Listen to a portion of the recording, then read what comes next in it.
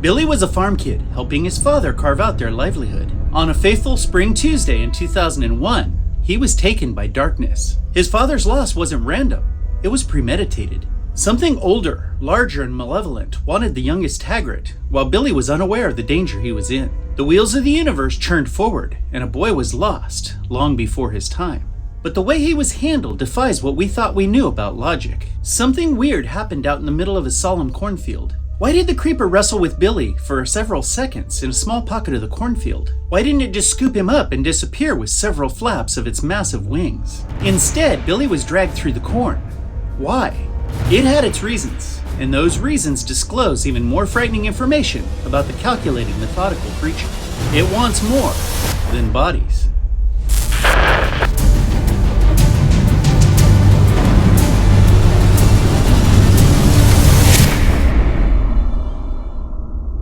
There's a storm coming. You might hear some thunder. That makes today the perfect day to talk about the storm that came to Kissel County. Billy was out early. He had to be. It was the result of the persuasion of his father. 2 of the old scarecrows had blown down again, and Papa wanted them replaced. Fast. Billy scanned the yard and found his brother doing something to the truck, and Mackie the family dog was making a ceremonial journey over to greet his kid. Billy gave Mackie a tap on the head and gazed out at the parameters of his current chore. 1 scarecrow was in place, and 2 empty crosses stood tall and barren out in the middle of the cornfield. He pocketed some wire from the barn and headed out through the tall stalks. Billy knew exactly what he would find. It would be like it always was. The wires would be in place, and there would be fetal piles of clothing at the bottom of the poles. He had already wired them up twice this week. Papa wasn't happy, but what else could he do? And why was it always 2? The 3rd scarecrow was always where it was supposed to be. None of them had ever blown down before this year, and they didn't seem to be keeping away the unusually large amount of crows anyway. What was the point? What good they're doing. The boy reached the first barren pole. Something wasn't right. He knew it. It was just as he thought. The wires were in place, but the scarecrow was in a pile at the bottom of the pole, because that's how it left it. A creased, leathery gray head moved slowly, undetected as the boy worked. It could feel his anger. It watched him finish the first, murmuring something, then jumped down. Its eyes were fixed on Billy, as the kid made his way ever closer to the 2 remaining scarecrows. Billy also held fear. The creeper could sense it. He was afraid of his brother, of his father, and of all of the strange things he had witnessed on the farm over the last few days. Billy had seen what the creeper wanted him to see, and fear was beginning to grow inside of him. The creature could also sense the family dog starting to become aware. The object of the creature's desire was fearful and close, and then they made eye contact. The creeper quickly turned away, but it could feel the boy's terror surge. It was overwhelming, panicked, all-consuming, and it was drawing even closer. The older boy was at the truck, and the old man was inside. A calculated trap, previously set and patiently waited upon, was at the moment of payoff. All that was needed was one simple, delicate.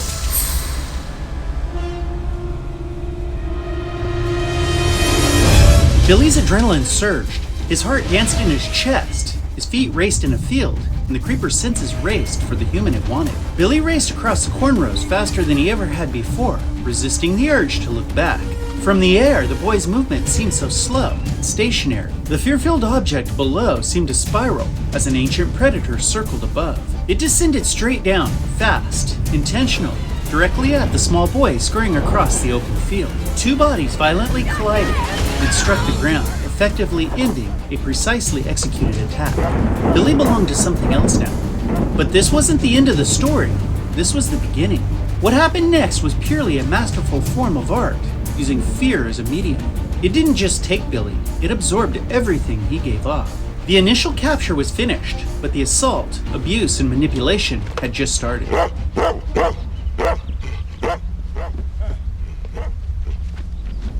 3 Taggarts closed in on the edge of the field. Jack and Jackie scanned for Billy. They could hear him, but they couldn't see him, not until they saw a pocket of commotion.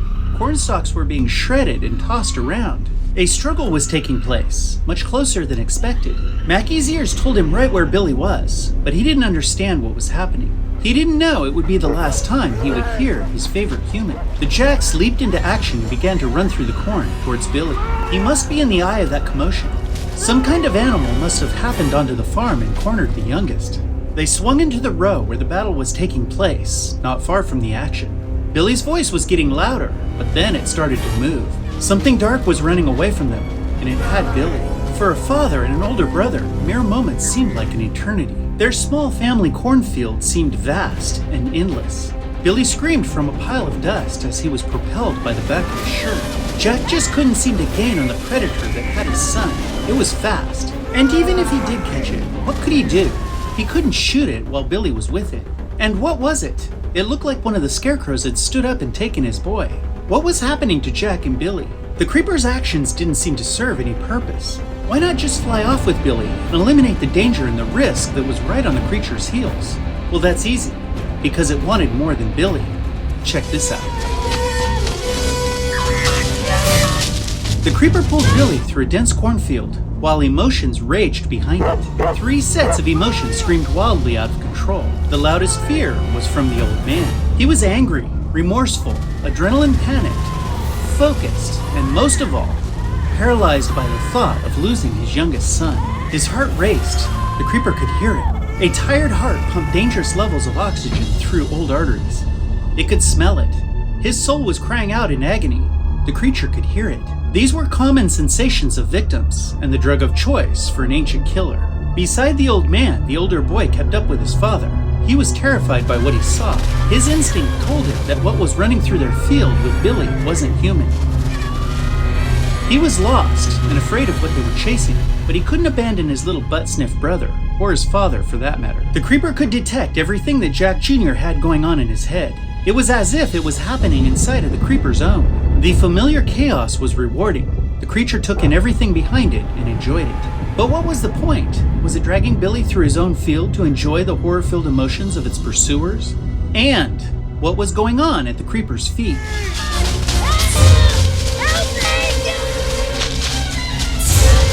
A little boy rushed through a cornfield, forced to flee, struggling to understand what was dragging him so quickly. He reverted to an earlier age. He was in survival mode and craved only raw human needs: safety, comfort, and protection. Billy was in shock, and his mind had all but left him. He wanted his mom and his papa. Everything his eyes could manage to take in was motion blurred and surreal. He was traveling backwards, fast. His arms hurt by the force of the monster propelling him by his shirt collar.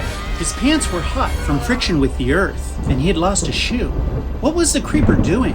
It had already claimed what it wanted. Was it intentionally causing fear in Jack and his oldest son? That's a good question.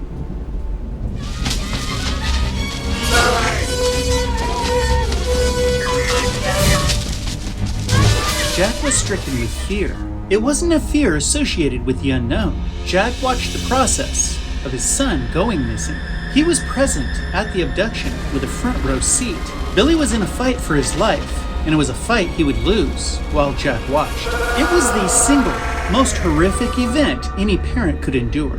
Jack was so close he could see Billy struggling to break free, and he could hear his baby boy crying out for the only one who could save him. A few moments seemed like hours, and it was an endless stream of misery that Jack would replay over and over again, every hour of every day, until his last breath. Jackie wasn't radiating pain like his papa, but his guilt was overwhelming. If he could just have Billy back for one day, everything would be different. Evil enjoys the agony of good men, but the creeper's focus wasn't on those behind it, because its focus was on the one below it.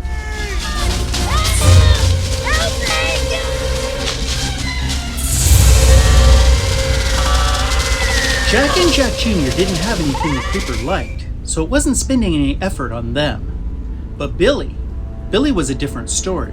The smallest taggart is what was needed. He was overflowing with fear, and the creeper could feel everything he was made of. His eyes, heart, lungs, and head were so clear, in perfect focus. Days before, the creature had chosen Billy for a reason, and its instincts were almost never wrong. What the creature held in its hand was better than anticipated. But that still doesn't explain why it didn't just capture Billy and vanish. Why did it wrestle with him and drag him through the corn? Fear isn't the only emotion that the creature uses. It uses another emotion: hope. Okay. I want to set up the scarecrows. You set up the scarecrow. Big one. I'll show you a big one.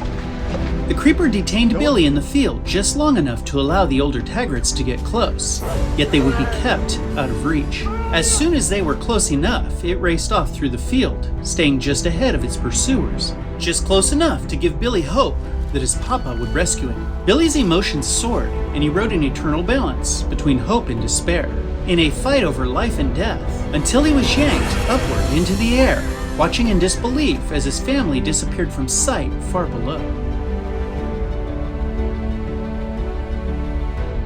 Do you agree that the creeper was focused on Billy? Let us know your thoughts in the comments. In the future, we will discuss more about the creature's use of hope. Come and join this awesome family of creeper hunters, and if you enjoyed today's content, you can now use Super Thanks to caffeine infuse the next writing process. Thanks for watching today. Until next time, we'll see you.